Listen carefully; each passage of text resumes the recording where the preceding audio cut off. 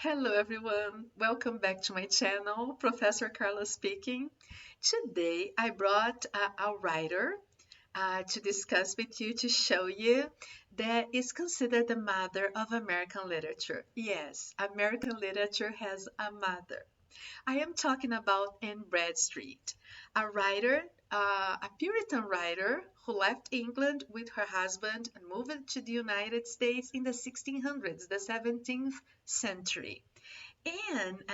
Anne married Simon Bradstreet, and after 3 years, she, with a group of Puritans, went to the New World, that was the United States, the way the United States was seen at that time.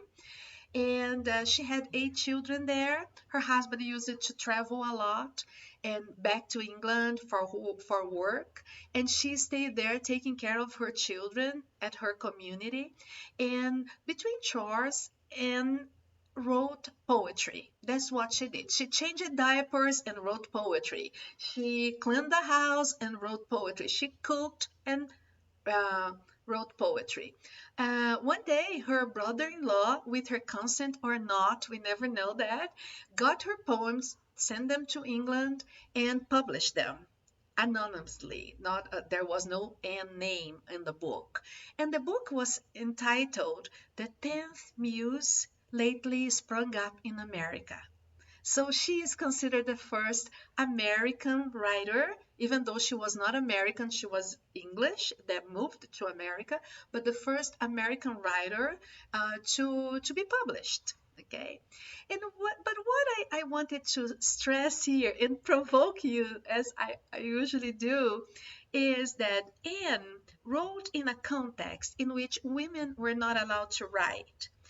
And besides that, in a context in which poetry should only serve God and God purposes. That was the Puritan writing, actually. And it was supposed to be written in a plain style so that God would be the most important subject and the most important subject for that. But and that was discovered in the 20th century by some critics, women critics, um, women critics, that Anne actually she reflected upon her faith, that community, the way people understood love, marriage, and even the religion. But that was so disguised, so hidden, that people could not see. It took like centuries, like 400 centuries, for people to start to understand her poems. So they were not playing at all, right? I'm going to read here one of the poems and show you just some lines in which she does that. That they It looks like Puritan, but at the same time it defies the Puritan extreme, more extremist ideas. Okay, not that Puritanism was not good. I'm not saying that, but then the ideas that were a little bit harsh. So that's what I want to show you.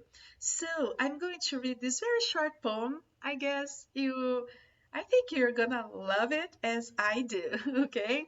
The poem is To My Dear and Loved Husband. If ever two were one, then surely we. If ever man were loved by wife, then thee. If ever wife was happy in a man, compare with me, you woman, if you can. I prize thy love more than whole mines of gold, or all the riches that the East does hold.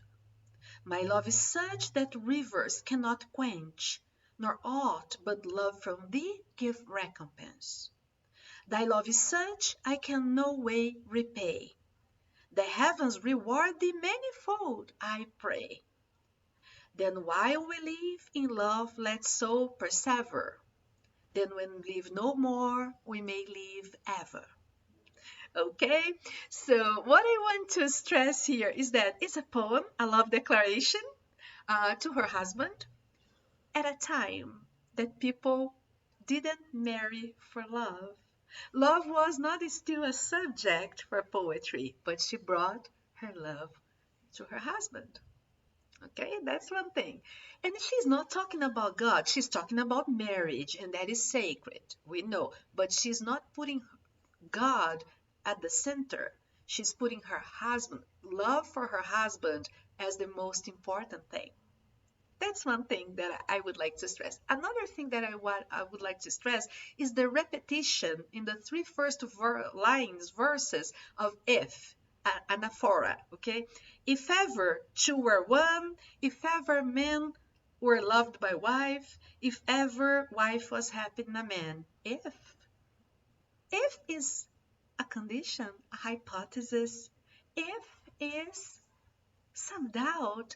Is she questioning the Bible where man will leave his family and join with a woman and together they will be one? She says, if ever two were one, then surely we.